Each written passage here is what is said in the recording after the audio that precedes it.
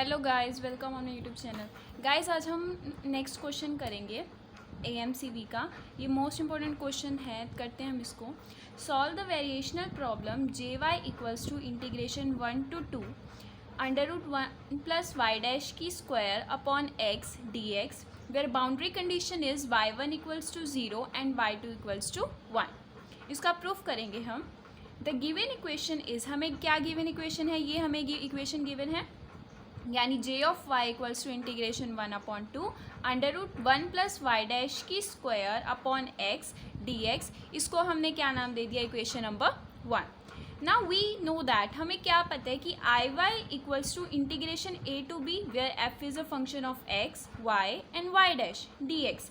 इसको हमने नाम दे दिया इक्वेशन नंबर 2। अच्छा, अब हम क्या करेंगे, comparing above equation we get, second equation को और फर्स्ट इक्वेशन को हम क्या करेंगे, दोनों को कंपेयर करेंगे तो क्या आएगा, I of y equals to f is a function of x, y and y dash which is equals to √1 + y dash की स्क्वायर अपॉन x।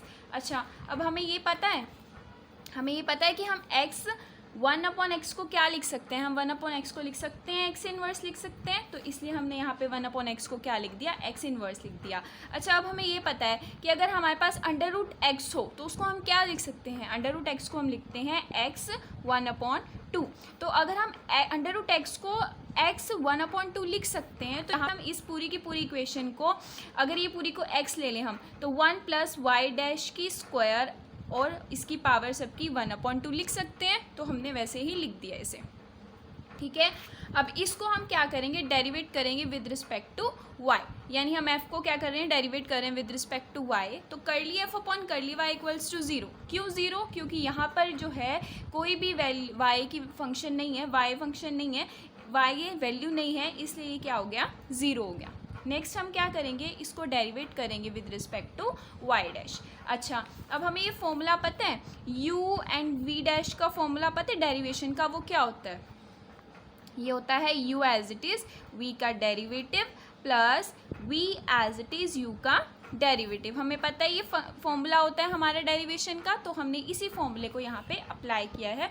अगर इसको हम फंक्शन u ले लें और इसको v ले लें, ठीक है, तो लगाएं, अप्लाई करें।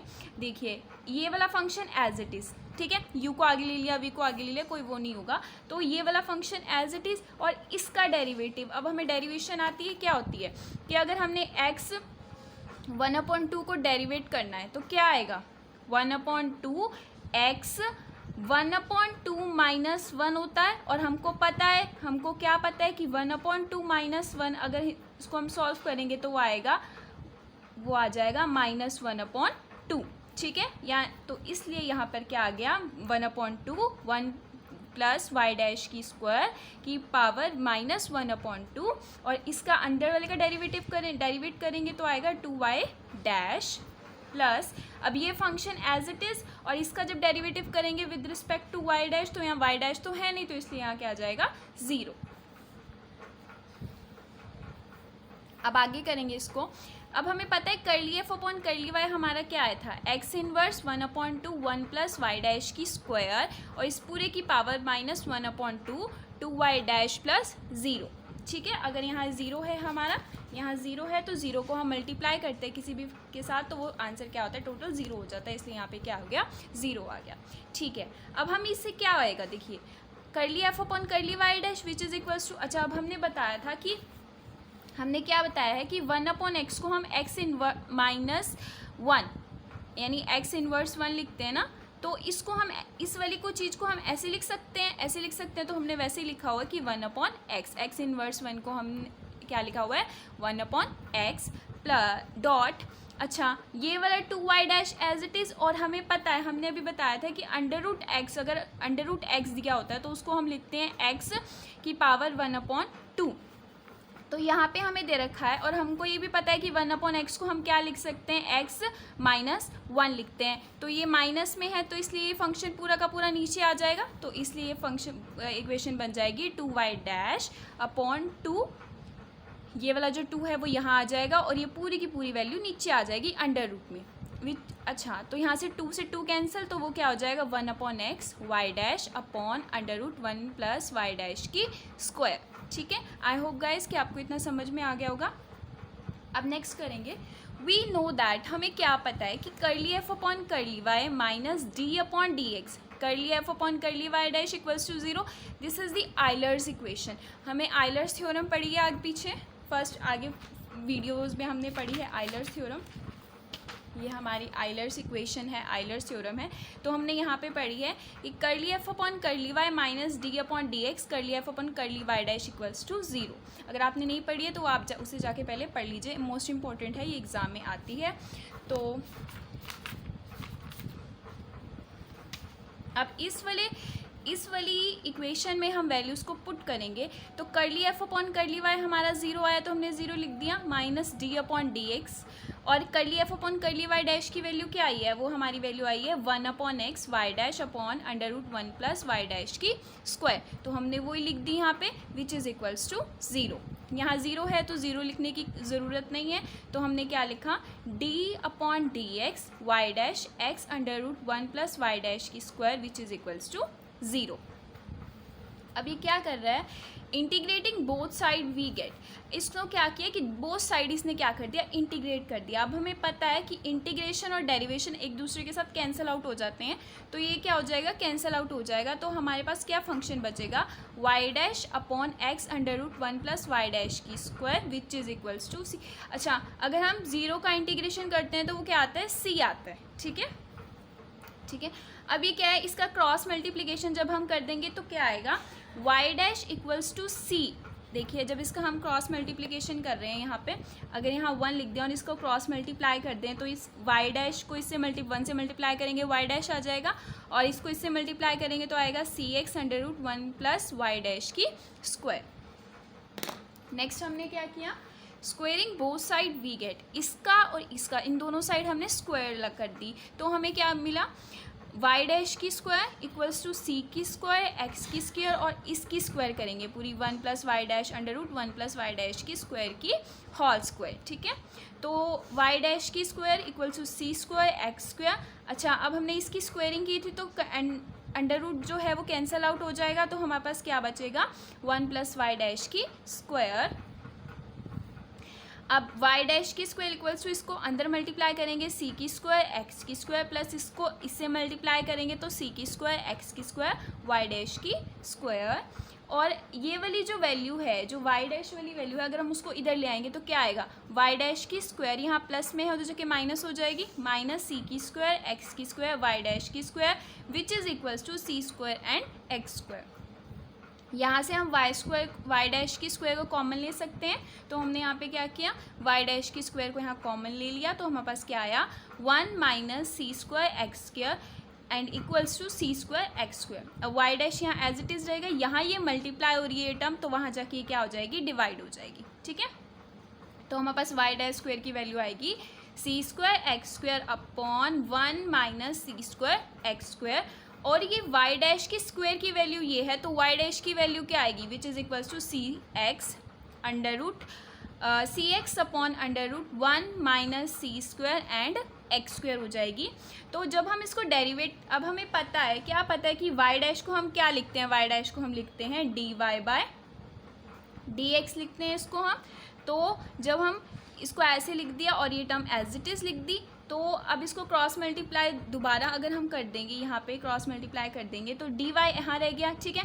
अच्छा, उसके बाद ये डी एक्स यहाँ पे क्या हो रहा है, मल्टीप्लाई हो रहा है ना, सॉरी डिवाइड हो रहा है, तो उधर जाके वो क्या हो जाएगा, मल्टीप्लाई हो जाएगा। तो हमारी टर्म क्या आ जाएगी, जो हमारी टर्म आएगी वो आएगी d y equals to c x upon under root 1 minus C square x square d x, ठीक है। उसके बाद है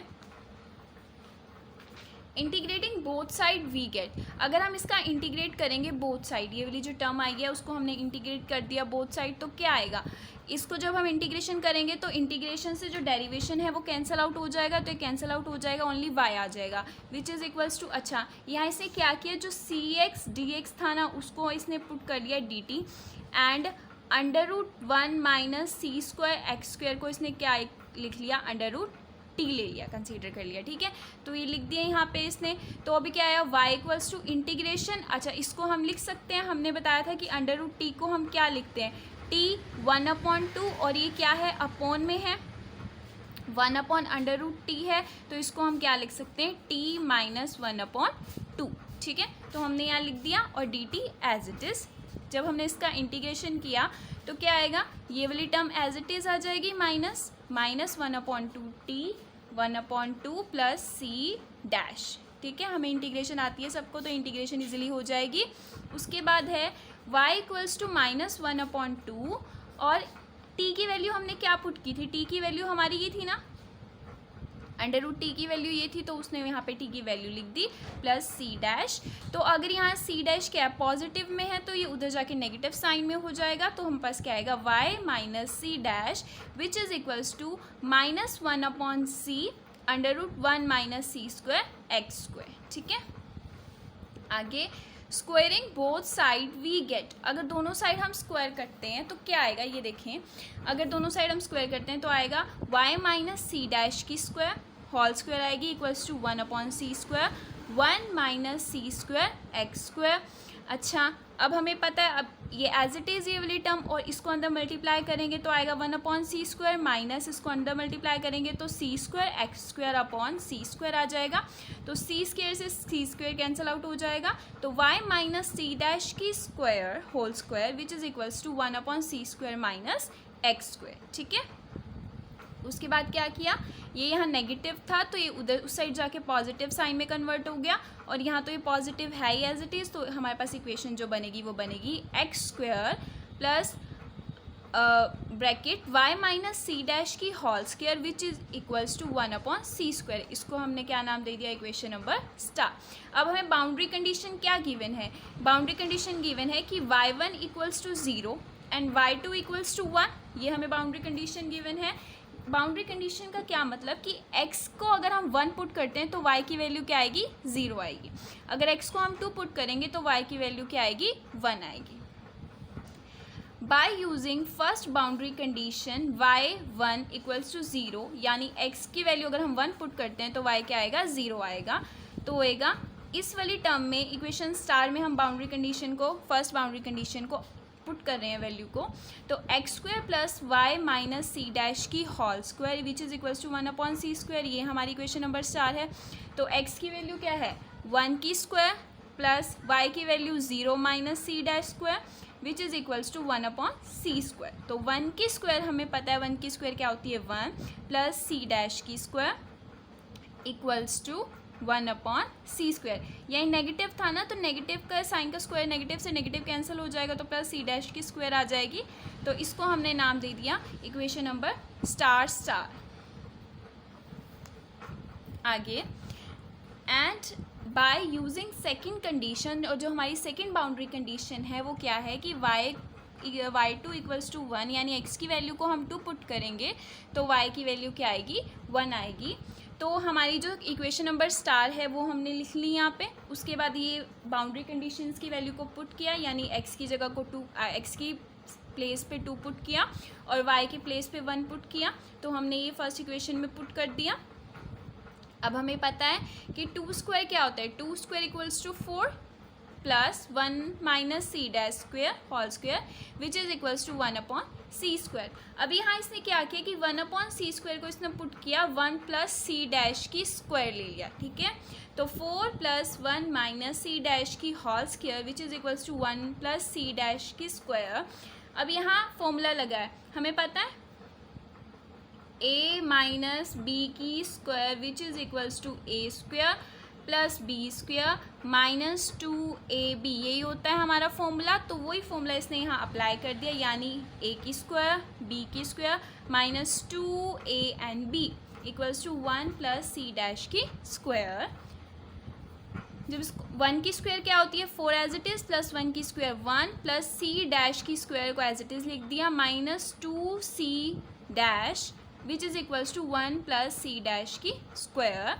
अब ये क्या हुआ, 1 से 1 कैंसिल आउट हो गया, c डैश से c डैश की स्क्वायर कैंसिल आउट होगी, तो क्या हमारे पास बचेगा 4 equals to 2c dash.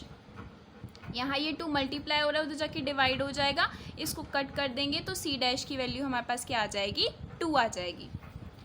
Putting this value in equation star, जो इक्वेशन स्टार हमारे पास है हमने इसमें पुट करेंगे वैल्यू, तो क्या आएगा?